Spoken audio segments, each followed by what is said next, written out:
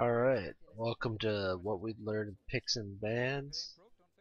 Game 2 of Unicorns of the World vs. H2k. So we got some interesting team comps coming out of here. First, damage versus effective HP. I was worried for Unicorns at the start until they locked in that Gangplank. Gangplank can actually do a significant amount of damage if he can set his barrels up correctly. So they're pretty good in that area. Now I don't know if he's gonna build damage.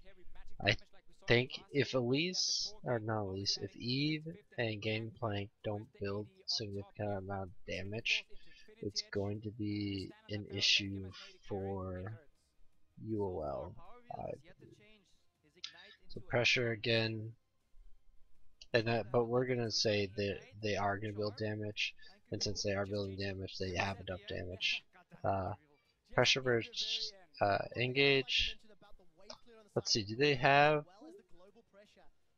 They do not have a really good engage.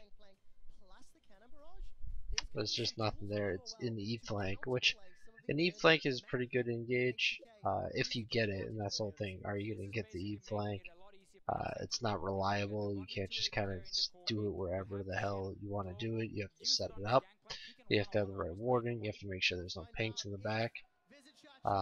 It can be pretty good, but it's gonna be hard, especially since, again, you know, Tristana versus Corki.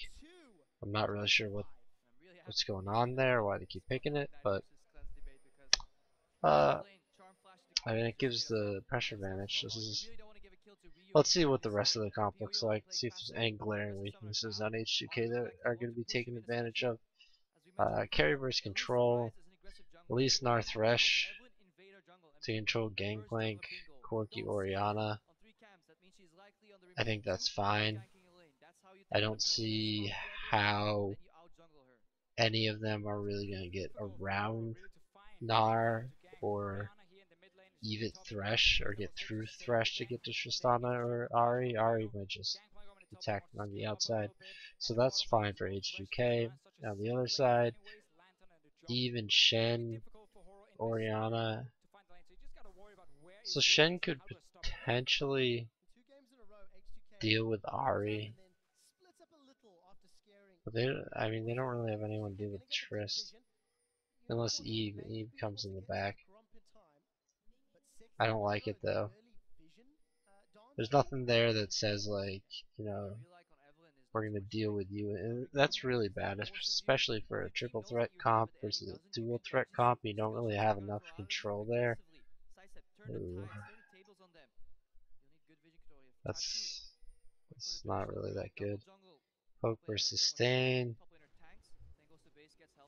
No sustain really on either side, and again, there's not a whole lot of strong strength or strong poke, so we're just gonna minus it out. Not a big deal. Pick versus disengage. Corki, Gangplank, Oriana, no pick. Eve, no pick. Shen, no pick. Trist, no pick. Ahri, pick. Elise, pick. Do we got disengage over here? No, no, no, no. No disengage. Thresh pick. This is huge for H2k. This is not looking good for UL this time. Burst versus healing. There's no real healing. Honestly, the burst from either side is not really that great. Gangplank's kind of got a burst. So maybe we can give this if we're feeling lucky, but this is already going to shit. Sure, we'll give UL burst. No, we won't. We can't. There's nothing. I don't think Gangplank's gonna burst. Fight versus split. I don't even like this category. I don't think split pushing is... Split pushing only works when you're ahead, so why would you ever risk that? oh, we picked the split push comp that, you know, we got behind. Well, oh, good game. Let's go on to the next one. It's not that bad, but yeah. I don't know, we're not even going to talk about that. Especially when we got a pressure advantage is almost enough just by itself. But then you have this carry control situation going on with H2k has an advantage there too. and pick versus disengage. There's there's not a lot of options when you kind of put down the end of it for UOL in this sort of situation. Um, Even with Gangplank, like Tristana is going to be able to clear those barrels.